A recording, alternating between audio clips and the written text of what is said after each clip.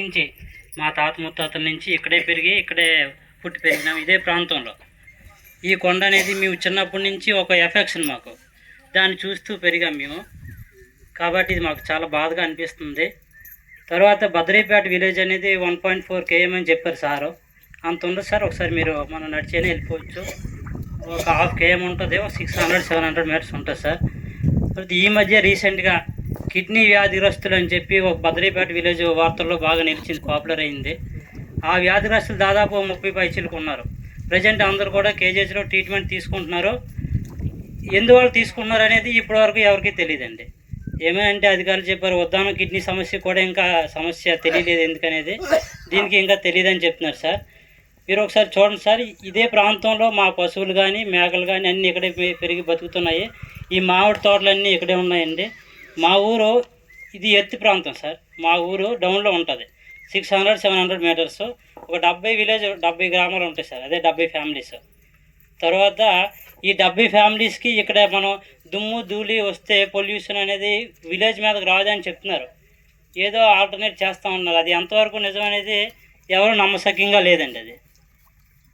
ఎందుకంటే 500-600 మీటర్లో ఉన్న విలేజ్కి ఎటువంటి పొల్యూషన్ రాదనేది అది వాస్తవమని అంటారా? చెప్పండి ఒకసారి ఎవరైనా సరే. ఎంతమంది వ్యాధిగ్రస్తులు ఉన్నారో, ఇంత విలేజ్ బాగా పాడైపోయి ఉంది, మీరు ఫిజికల్గా వచ్చి చూడొచ్చు. ఇంత ప్రాబ్లమ్స్ ఉన్నప్పుడు మళ్ళీ ఇలా ఎలా సార్ చేస్తారో? ఇవన్నీ మామిడి తోటలు పంటలే కదా సార్, ఈ పంటలు కాదంటున్నారు అందరూ. అగ్రికల్చర్ ఉద్యోగం అంటే ఇవన్నీ పంటలే కదా సార్, అన్నీ మామిడి తోటలు ఉన్నాయి. ఇంత దుమ్ము ధూళి పడాక ఇవన్నీ పనికొస్తాయి అంటారా? ఈ దుమ్ము ధూళి మనుషుల మీద ఇళ్ళ మీద పడదండి. 600 మీటర్ల డిస్టెన్స్లో ఉన్న ఇళ్ళ మీద పడదంటారా దుమ్ము ధూళి? ప్రజలు చిన్నపిల్లల భవిష్యత్తు ఏమవుతుంది సార్? ముందు తరాలు ఎలా బతుకుతారండి? ఇప్పుడున్న వాళ్ళు ఎలాగా అయిపోతుంది సార్ వాళ్ళ జీవితం. తర్వాత తరాలు ఆ విలేజ్ పూర్తిగా ఖాళీ చేసి మాకు ఎక్కడ ఆల్టర్నేట్ చూపించి మీ పని మీరు చేసుకోండి సార్, పర్వాలేదు. కూలి మనుషులు పోయిన తర్వాత కూలి ఎందుకు సార్?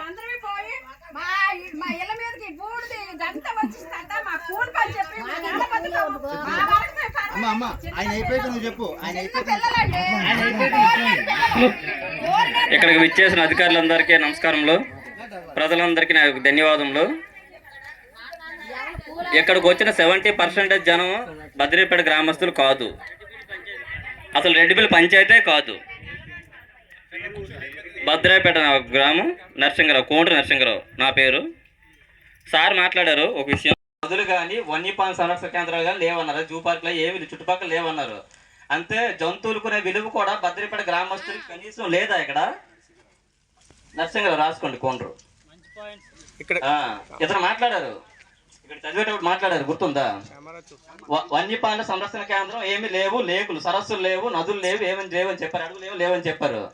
ఓకే, ఫార్మర్స్ వ్యవసాయం అంతే కూరగాయలు పండిస్తే వ్యవసాయం, మామిడి తోటలు వ్యవసాయం కాదండి.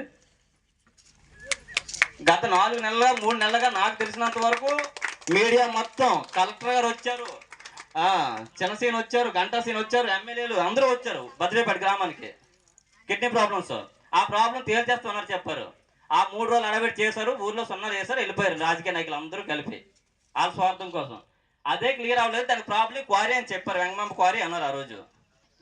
అలాంటి ఆ ప్రాబ్లం వచ్చినప్పుడు 40-50 మంది పేషెంట్స్ అక్కడ ప్రతి నెల చనిపోతున్నారు కిడ్నీ ప్రాబ్లమ్స్తో. మళ్ళీ అక్కడ క్వారీ పడతాను అంటున్నారు. బద్రీపేట గ్రామస్తులు కనీసం జంతువులకి ఇచ్చే విలువ కూడా మీరు ఇవ్వట్లేదు.